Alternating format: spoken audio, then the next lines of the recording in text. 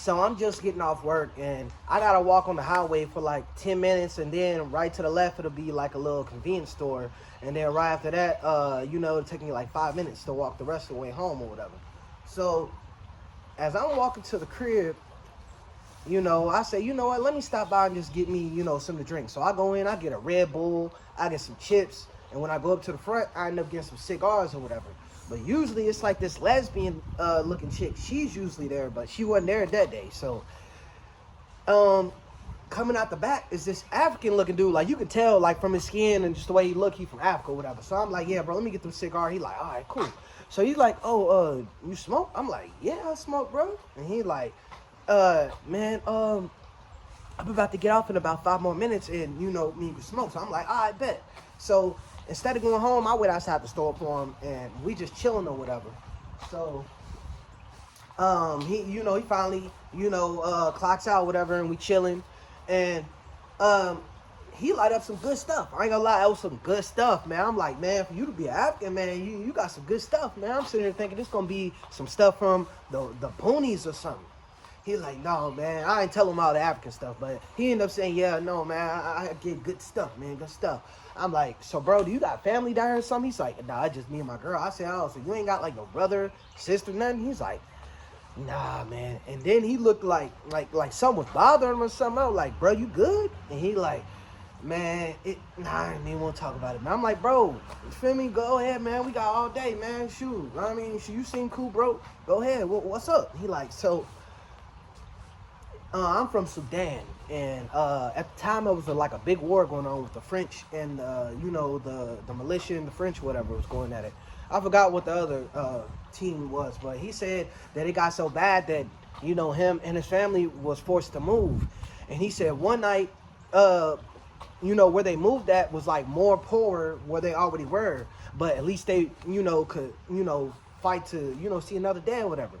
So as he's in the village or whatever, he ends up getting woken up to this big explosion sound, and it's the French invading, their village or whatever. So as they're running, the mom and dad, tell him that, hey, take the last truck out. We're going to be fine. So he got on this truck with probably 30 other villagers, and it's like, this really nice guy that everyone knows in town. He was basically going to drive, as many people away as possible, to safety. So him and his mom, his mom and his dad end up staying or whatever. So about 3 days later, he ended up looking around, for his mom, because there was like at this big old, gathering thing where it was like 200, people.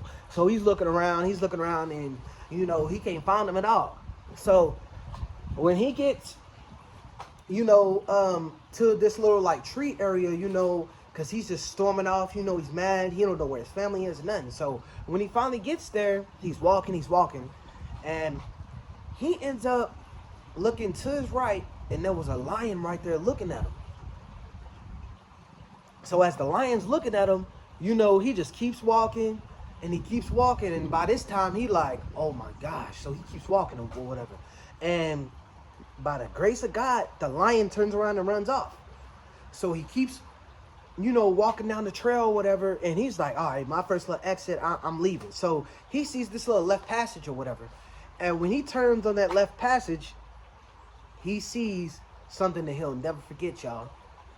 He's seen his mom and his dad and a few more other villagers, bodies everywhere, arm here, leg there, and I guess they was eaten by lions, y'all. So at that point, he falls to the ground and shot. He turns around and he runs back to the compound. And about 5 months after that, he ended up coming to the U.S. I'm like, dang, bro, that's a crazy story, dude. He like, yeah, man, so around this time, like Thanksgiving, it's kind of hard, because it just be me and my sister and my girlfriend and just our kids and stuff, but our mom and dad is gone. So I'm like, dang, man, hey, bro, you seem cool, hey, bro. Matter of fact, hit me up on Facebook, here you go, man. Hey, bro, if you ever want to smoke, man, let me know, bro. So I'm walking home, and I'm just thinking, I'm like, dang, bro, that's crazy. So when y'all think y'all got it bad, just know somebody else out there probably got it worse. If y'all like this story, you already know what to do. Like, comment, subscribe.